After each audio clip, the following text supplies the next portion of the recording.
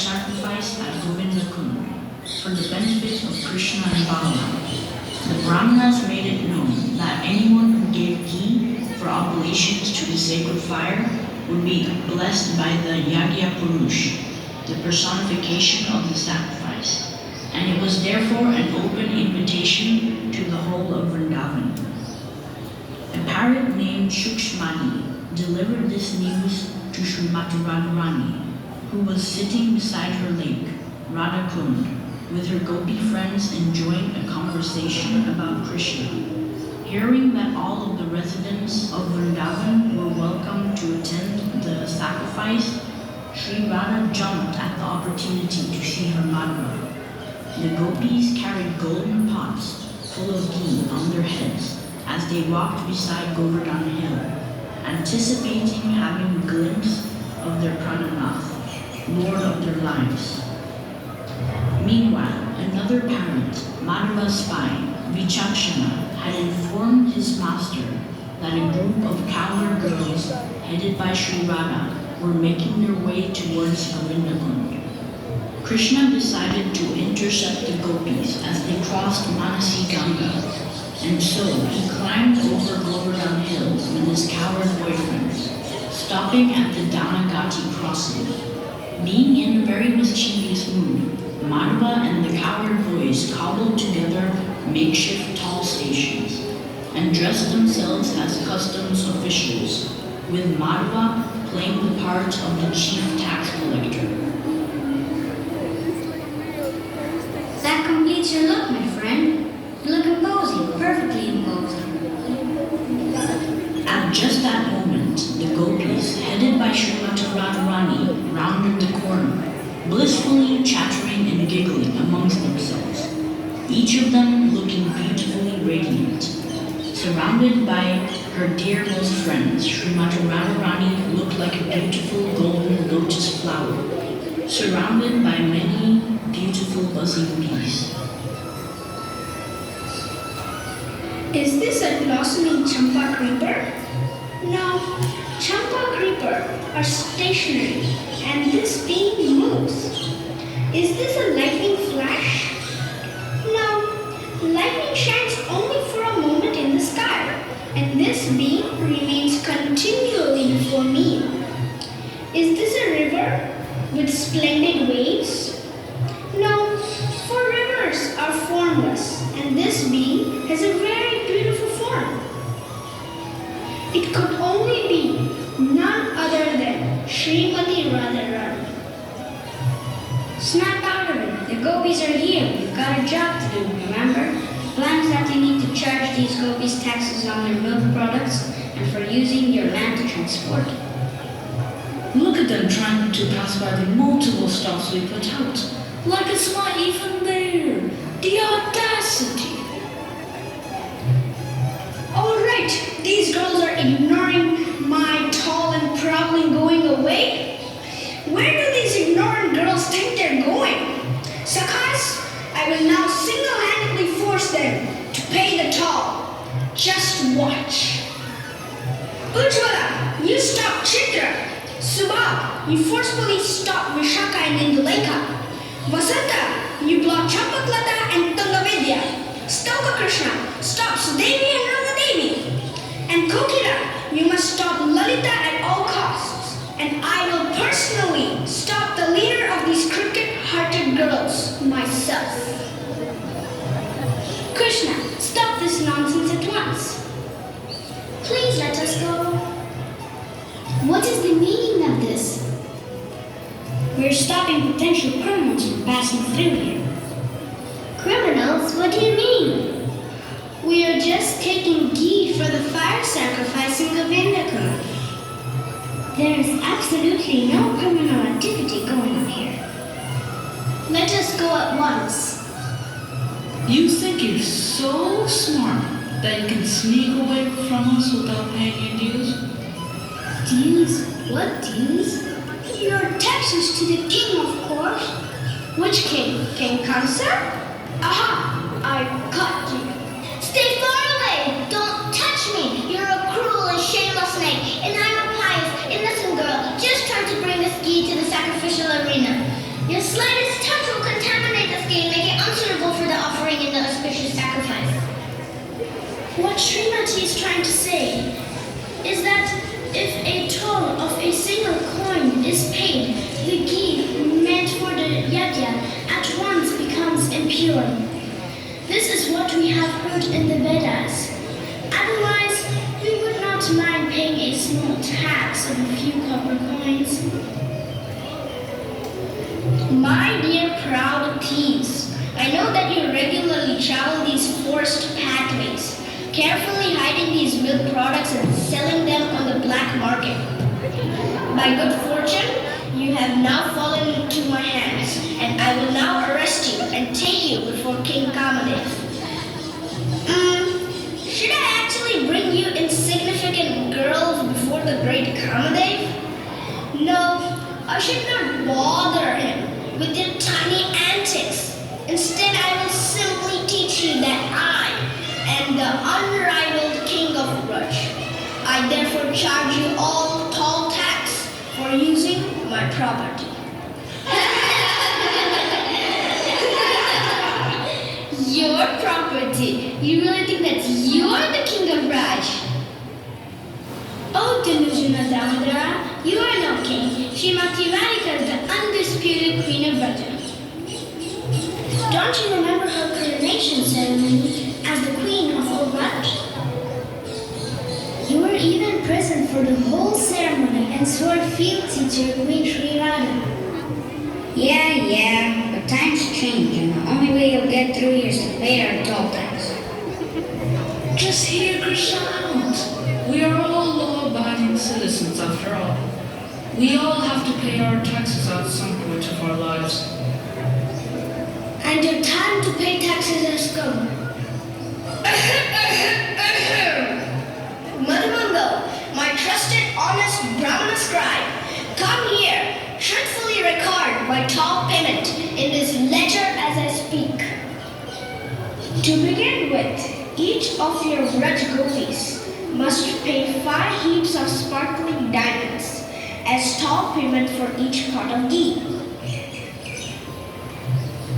My dear girl, with the beautiful face, for the red sindoor mark in your parted hair, you must pay the toll of 100,000 glittering crystal stones, and for your beautiful braids, which glisten like black mascara, you must pay the toll of 200,000 charming sapphires.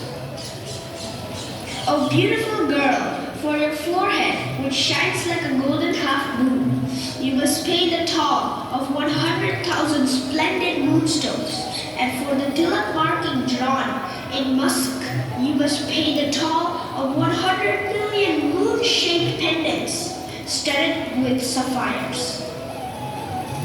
For your bending eyebrows, you must pay the toll of 50,000 quivers studded with sapphires, and for your beautiful ears, you must pay the toll of many bowstrings made of charming new lapis lazuli stones. For the arrow of your sidelong gallants, you must pay the toll of 1 million sapphire arrows. And for your 2 beautiful eyes, you must pay the toll of 1 million emerald lotus flowers. O moon-faced girl, for your beautiful face, which eclipses the glory of all other faces, you must pay the toll of 100,000 full moons, 100,000 blossoming lotus flowers, and 100,000 jewels studded with golden bitters. My dear girl, as lovely as a lotus flower, if the male bee, that is the dot of musk on the chin of your lotus face, will lovingly embrace the smiling female bee of my eyes, then that is the sufficient payment. I will not ask any further toll for your mustard. Consider that my discount. My dear delightful girl, for your gentle smile, you must pay the toll of 10 million beautiful glistening white pearl lotus flowers. For your charming sweet conversation, you must pay a toll of 10,000 gold pots filled with the sweet sweet girl, your auspicious name, Radha, is sweeter than glistening nectar, and it makes the residents of all universes ecstatic.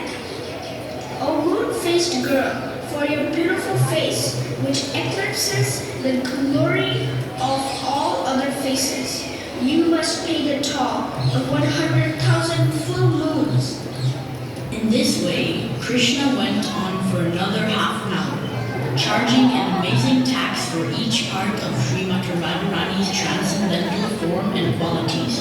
After fully assessing her opulences, he turned his attention to her friends and demanded various taxes from each of the gopis. There was no possibility of them paying, but Krishna would not let the gopis pass until they paid. Nandamukhi, the granddaughter of Purnamasi, was nearby at the time and quickly came to help settle the dispute. In her wisdom, she arranged that the next day the gopis would meet Krishna at a nearby kund at 11 in the morning and settle the tax once and for all. Trusting the Brahmani Nandamukhi, Krishna released the gopis, using the trusted word of Nandamukhi as bail, and allowed the gopis to continue on to Govinda. After the sacrifice, the gopis went home together to hatch a plan for the following morning.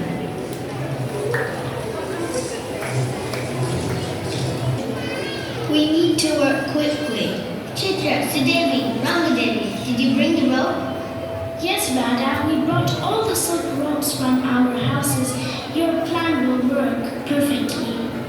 I have already prepared the knots for the nooses. And I have my spies on the lookout. They will let us know when Krishna and the coward boys are nearby. Alright, Vishaka, Chitra, and Dineka and Lalita, you set up over here. And Tungavidya, Champakalata, Rangadevi, and Sudevi, you set up over here.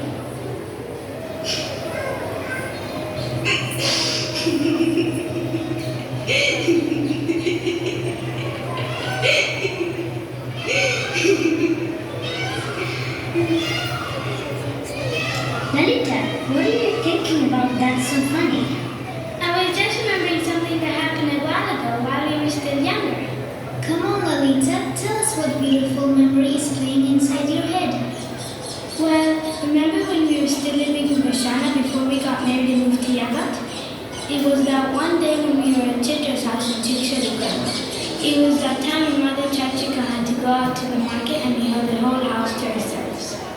Oh yes, I remember that day. Krishna and the coward boys thought that they were so sneaky that they crept into my mother's storeroom to steal butter, ghee, and yogurt.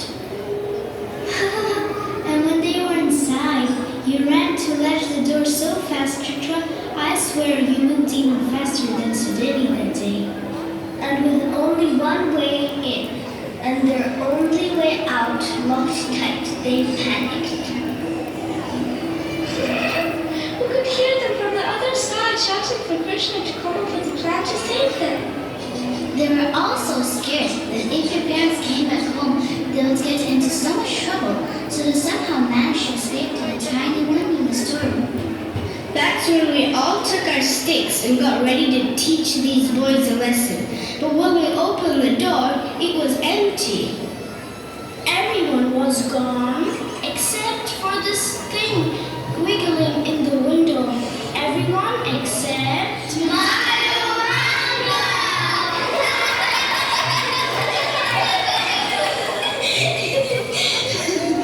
My stomach hurts from laughing so much. We always had the best time in your house, Chitra. Radhika! Krishna and the coward boys are almost here. Alright everyone, places. This ambush needs to go out without a hitch. Seems like these girls are late. I think I'm going to add interest to all their taxes. We should charge them a double late fee. Alright boys, spread out. We don't want these gopis to think they have any chance of escaping this. We should block all exits and not let a single one of them leave until everything is paid in full. 3, 2, 1, now!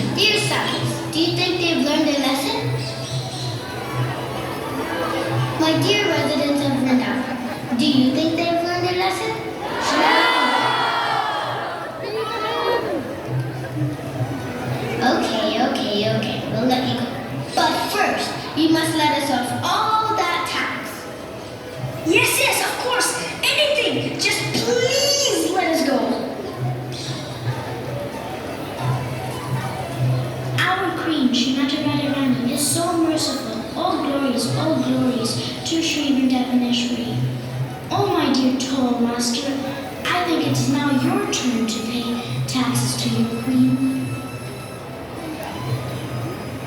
हरी बोल बात